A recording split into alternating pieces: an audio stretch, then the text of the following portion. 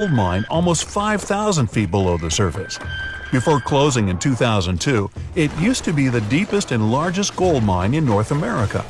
In 1965, scientists managed to detect and count tiny subatomic particles from the sun, and it happened in a lab located inside the mine. Just a bit deeper than that, and it gets freezing cold. That's permafrost, a thick, permanently frozen layer of soil that doesn't warm up even in the summer. It mainly occurs in polar regions and is the thickest in northern Siberia. About 6,500 feet below the surface, and you still meet some living creatures. Those are springtails, teeny eyeless insects that live in super-deep Kubura Cave in Georgia, the country, not the state.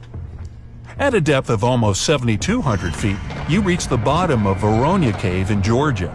That's the world's deepest cave known to people. Now, if you had been in Creighton Mine in Canada in May 2005, you would have heard the deepest live radio broadcast. It occurred at the depth almost 500 feet deeper than Voronezh Cave.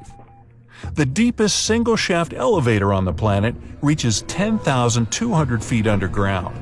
And the deepest multicellular animal people know about lives at a depth of 11,800 feet in the Tautoa mine in South Africa. It's a tiny but incredibly hardy worm that can deal with extreme temperatures and dehydration.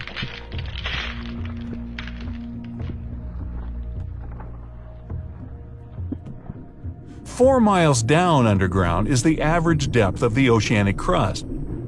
It's the part of the Earth's crust that lies under the ocean. It's way thinner than the continental crust.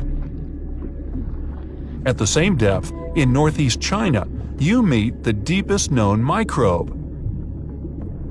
You see the bottom of the deepest artificial hole when you get down to 12,000 feet under the surface. The Kola Super Deep Borehole is a mere 9 inches in diameter, but the pressure at its bottom equals 4,000 atmospheres, like 54 elephants piled up on your head. More than 9 miles below the surface, and you find yourself in a pool of scorching hot molten rock. That's Yellowstone supervolcano's magma chamber below Yellowstone National Park in the U.S. You dig deeper. If you carry on like that, you might get through the crust soon.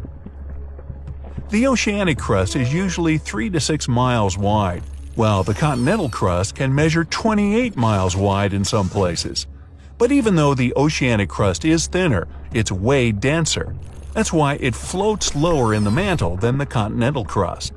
The thickest parts of the crust lie under mountains. Mountain roots are less dense